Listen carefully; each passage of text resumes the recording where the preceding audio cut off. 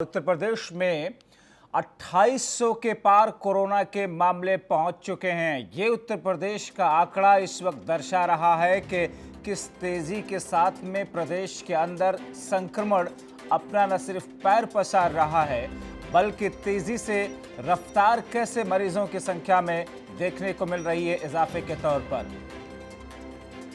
लखनऊ, बांदा, आगरा, मेरठ, इन शहरों में, इन जगहों पर कोरोना के मामले बढ़े हैं।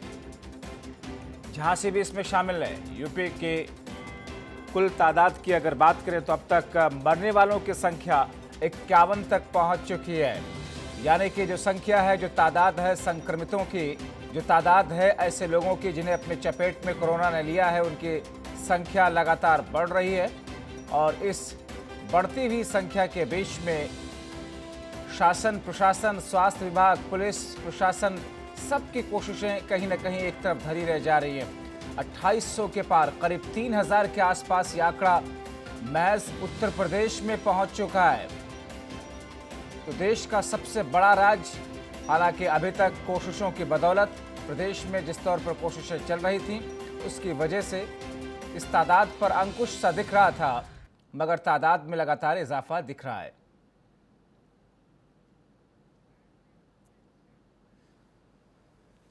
रुख अपने सहयोगी नरेंद्र यादव की तरफ करते हैं, जो कि हमारे साथ में इस वक्त जुड़ रहे हैं। नरेंद्र, वजह क्या है? संक्रमितों की तादाद में रुकावट की बजाय, अंकुश लगने की बजाय लगातार ये संख्या बढ़ रही है। क्या कह रहा है स्वास्थ्य महकमा, क्या कह रहे हैं डॉक्टर्स और एक्सपर्ट्स इसके पीछे की वजह?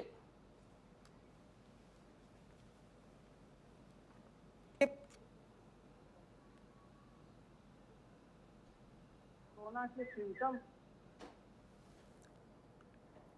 जी, नरेंद्र, हमारे सहयोगी की आवाज़ साफ नहीं आ पा रही, लेकिन आपको बताएं कि जो तादाद है, जो आंकड़ा है, वो बढ़ करके 3000 के आसपास पहुंच चुका है महज उत्तर प्रदेश के अंदर। 2800 का आंकड़ा इस वक्त दर्शाया जा रहा है।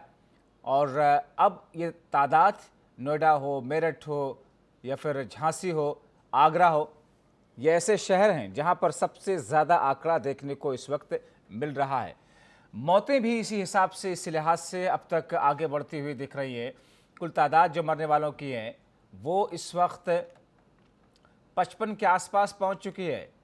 जो फिगर आधिकारिक तौर पर जिसकी पुष्टि की जा रही है, 51 की संख्या अभी तक जिसकी पुष्टि की गई है वो हुई है मरने वालों की तादाद।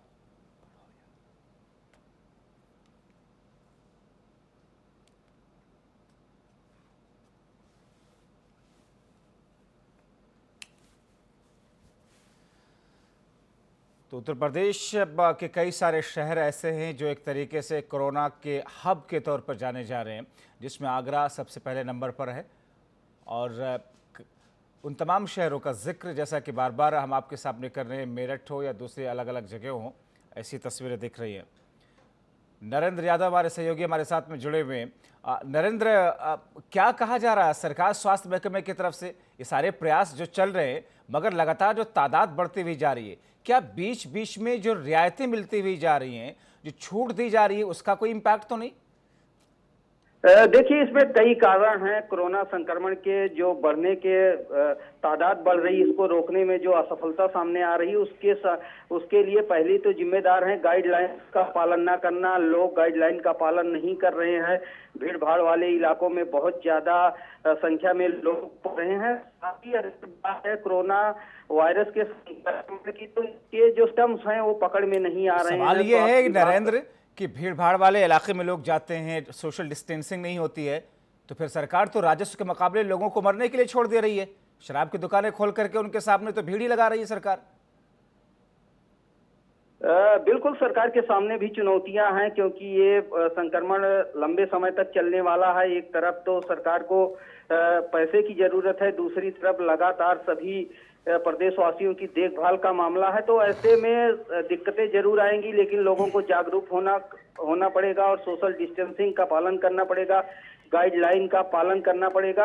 अगर डॉक्टरों की बात की जाए या स्वास्थ्य मंत्री से हमने बात किया था, उनका कहना है कि सिम्टम्स नहीं मिल रहे हैं। जो मरीज होते हैं उनमें सिम्टम्स नहीं मिलता है, इसकी वजह से उसकी पहचान नहीं हो पाती है। और वो एक कोरोना का पॉजिटिव केस अगर घूमता रहता है, मरीज घूमता रहता है, तो बहुत सारे लोगों में संक्रमण फैला देता है। ये बड़ी चुनौती है।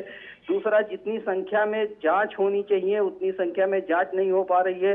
कोरोना के पॉजिटिव मरीज पकड़ में नहीं आ रहे हैं। तो ये कई कारण है जिसकी वजह से लगातार संख्या बढ़ती जा रही। जी शुक्रिया नरेंद्र इन तमाम जानकारी के लिए।